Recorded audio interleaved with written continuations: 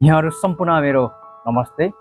मैले चाहिँ आज तपाईहरुलाई विशेष रूपमा दक्षिण कोरियामा हुनुहुने साथीहरुको लागि एउटा एकदमै महत्त्वपूर्ण जानकारीमूलक भिडियो लिएर आइसकेको छु र यो भिडियो चाहिँ म तपाईहरुले अन्त्यसम्म हेरेर भन्न खोजेको के हो स्पष्ट रूपमा जानकारी लिन हुन म अनुरोध गर्दछु।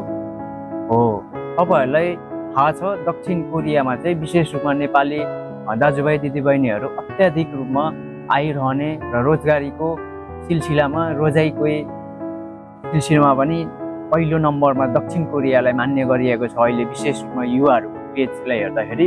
त्यसैले गर्दा दक्षिण कोरियामा आइसकेपछि चाहिँ एउटा समस्या चाहिँ के हुन्छ भने अनिवार्य खनगाङफर्म दर्ता गर्नुपर्ने हुन्छ र खनगाङफर्म भनेको एउटा हेल्थ इन्सुरेन्सको चाहिँ मन्थली पैसा तिरिरहनु पर्ने हुन्छ र यो चाहिँ कतिपय धेरै साथीहरुलाई एउटा कम्पनीबाट पनि बनाइरहेको हुन्छ र कम्पनीले प्रोभाइड गर्दै हुन्छ यो कतिपय 50% यो खनगाङफर्मको यो नगद यो जुन शुल्कहरु फीहरु बुझाइरहेको हुन्छ कम्पनीबाट र कतिपय चाहिँ एग्रिकल्चरमा आउनुहुने साथीभाइहरुको लागि चाहिँ 6 महिना बिना चाहिँ साहुहरुले यो दर्ता नगर्दिने एउटा जस्तो हैन चिठी चाहिँ आउँछ तर पैसा पेड गर्दै आउँदैन। त्यो भएको कारणले गर्दा बीचमा जस्तो 2 महिना 1.5 महिनामै केही बिरामी तलमाथि भयो भने हस्पिटलमा जाँदाखेरि अत्याधिक रूपमा उपचार खर्च आउने भएको कारणले गर्दा आको केही समयमै जो चाहिँ एलएन यो रजिस्ट्रेसन कार्डहरु जुङरोजुङ भन्छ यो कार्डहरु बनिनु बित्तिकै तपाईहरुले यो चाहिँ रजिस्ट्रेसन गर्न सक्नुहुन्छ आफैले।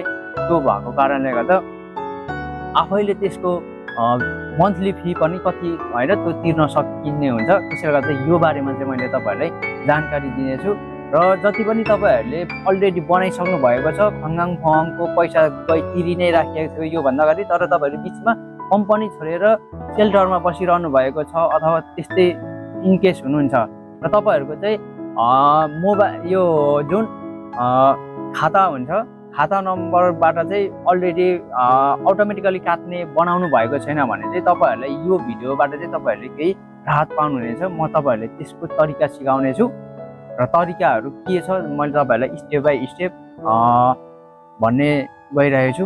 त्यो भएको कारणले गर्दा भिडियोलाई चाहिँ अन्त्यसम्म हेरेर बुझ्नु होला। तपाईहरुको समस्यामा हुनुहुन्छ भने तपाईहरुले यो भिडियोबाट चाहिँ तपाईहरुले आफ्नो हेल्थ इन्सुरेन्सको जो कोरियामा रहनु भएका साथीभाइहरुले एक कल गरेर जस्ट 2-3 मिनेट 5 मिनेट भित्रमै फ्री टाइममा कोठामै बसेर तपाईहरुले अलरेडी आफ्नै खाताबाट चाहिँ पैसा काट्ने बनाउन सक्नुहुन्छ बिना साहु अथवा बिना यो अफिस जानु पर्दैन तपाईहरुले। त्यो भएको कारणले गर्दा भिडियोलाई ध्यान दिएर सुन्नुहोस्।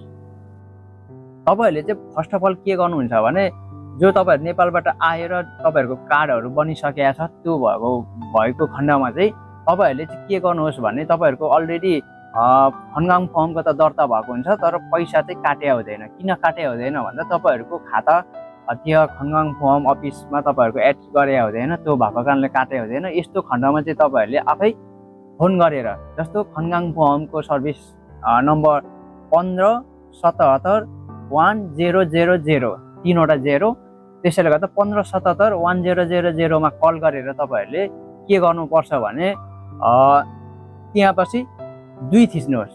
2 थिचेपछि त्यहाँनेरि चाहिँ तपाईहरुको कार्ड नम्बर 10 वटा कार्ड नम्बर थिच्नु भन्छ। त्यो भएको कारणले तपाईहरुले 10 वटा नम्बर चाहिँ थिच्नुपर्छ ल हरै त्यसैमा डायल गरेर 10 वटा नम्बर तपाईहरुको कार्ड नम्बरको थिच्ने।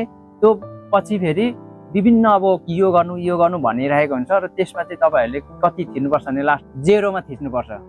त्यो 0 मा थिचेपछि चाहिँ तपाईहरुको फोन चाहिँ जो त्यहाँको स्टाफ त्यहाँ खनगाङफर्म अफिसको कर्मचारी विशेष त्यहाँ बोल्ने उहाँहरुमा त्यो खनगाङफर्म सम्बन्धी जानकारी लिन बारे सोध्ने त्यस्तो बारेमा त्यहाँ कल जान्छ तपाईहरुको। त्यो भएकोले केही होल्ड गर्नुहोस् र होल्ड गरेपछि तपाईहरुको फोन रिसिभ हुन्छ।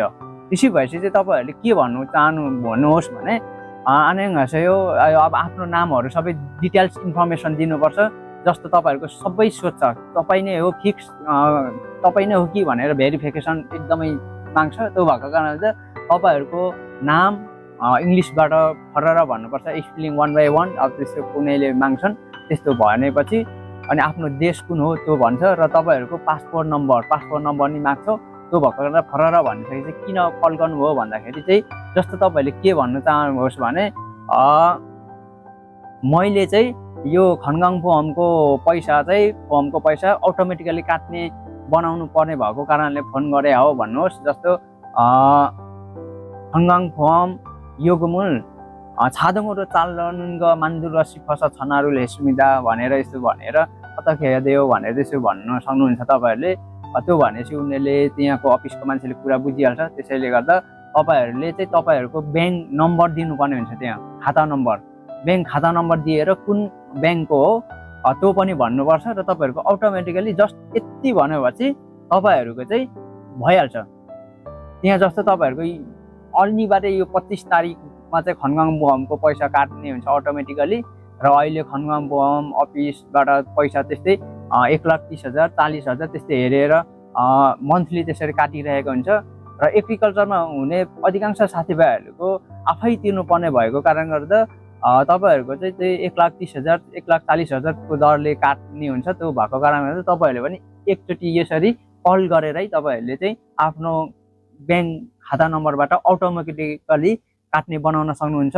त्यसैले गर्दा तपाईँहरूले जो र कम्पनी छोडेर तपाईँहरू अलरेडी पहिले चाहिँ साउले त्यता गरेर आउँथ्यो पेपरबाट त्यसरी डिप्लिट गर्थ्यो, तर कम्पनी छोडिसकेपछि सेल्टरमा बसेको खण्डमा पनि तपाईँहरूले चाहिँ आफ्नो खनगाङ फर्मको यही थ्रु यसरी नै तपाईँहरूले आफ्नो खाताबाट अटोमेटिकली काट्ने बनाउन सक्नुहुन्छ यसरी नै फोन गरेर। तर यो चाहिँ कल चाहिँ कति बेलासम्म गर्न सकिन्छ अलाउड भनेको चाहिँ हेङ्गिल जो चाहिँ सोमबारदेखि शुक्रबारसम्म बिहान 9 देखि बेलुकी 6 बजी भित्रमा चाहिँ तपाईँहरूले कल गर्नुपर्ने हुन्छ। त्यो त्यति समय अवधिमा कल गर्यो भने चाहिँ जस्ट 5 मिनटमै तपाईँहरूको यो काम चाहिँ बनिन्छ हुन्छ। त्यसैले गर्दा ढुक्कनुहोस्। यति गर्नुभयो भने तपाईँहरूको खनगाङ फर्म बारेमा आफ्नै खाताबाट मन्थली 25 तारिक हरेक महिनाको 25 तारिकमा तपाईँहरूको अटोमेटिकली काट्ने हुन्छ यति गर्नुभयो भने। त्यसैले गर्दा तपाईँहरू ढुक्काउनुहोस्, आफ्नो खाताबाट चाहिँ खनगाङ फर्म अटोमेटिकली काट्ने बनाउनुहोस्।